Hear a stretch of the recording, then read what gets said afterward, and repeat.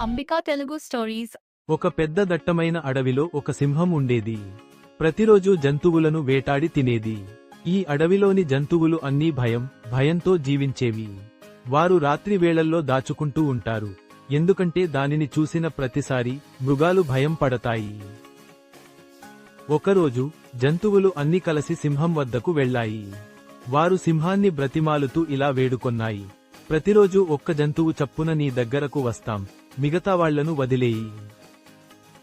సింహం ఆ ప్రతిపాదనను అనుగుణంగా అంగీకరించింది. కాని అది ఎప్పుడు తన కోపానికి లోనవుతుంది అందరికి తెలియదు. ఒకరోజు కుందేలు తన వంతు వచ్చింది. కాని అది సింహం దగ్గరకు ఆలస్యంగా వెళ్ళింది. కోపంతో సింహం, ఎందుకు ఆలస్యం అయింది అని గర్జించింది. కుందేలు తెలివిగా, మార్గంలో మరో సింహం నన్ను ఆపి, నేనే అడవికి రాజును అని చెప్పింది. అది నిన్ను పోరాటానికి పిలుస్తోంది అంది. సింహం అహంకారంతో మండిపోయింది. అది కుందేలును వెంట తీసుకుని ఒక లోతైన బావి దగ్గరకు వెళ్ళింది. అక్కడ అది తన ప్రతినిధిని చూసేందుకు ఆసక్తిగా ఉండింది. కుందేలు బావిలోకి చూపిస్తూ, అదిగో అదే సింహం అంది. సింహం నీటిలో తన ప్రతిబింబాన్ని చూసి, అది నిజమైన సింహమేనని భావించి, గర్జిస్తూ బావిలోకి దూకింది. అది లోతైన నీటిలో పడిపోయి, మునిగిపోయి చనిపోయింది.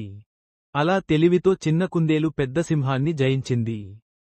అడవిలోని జంతువులు అన్నీ సంతోషించి కుందేలును మెచ్చుకొన్నాయి. వారు తమ భయాన్ని నుండి బయటకి వచ్చి, కుందేలు గొప్ప ధైర్యంతో సింహాన్ని ఓడించడంపై ప్రశంసలు తెలుపుతూ, వారి లివేట్ మరింత ఆనందంగా గడిపే అవకాశం కల్పించారు. ఈ కథలో ఉన్న సైన్స్ ఏమిటి?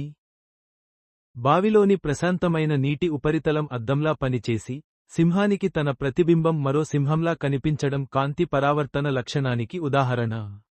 బావిలోకి గర్జించిన సింహపు శబ్దం గోడలపై తాకి తిరిగి వినిపించడం ప్రతిధ్వని లక్షణాన్ని చూపిస్తుంది.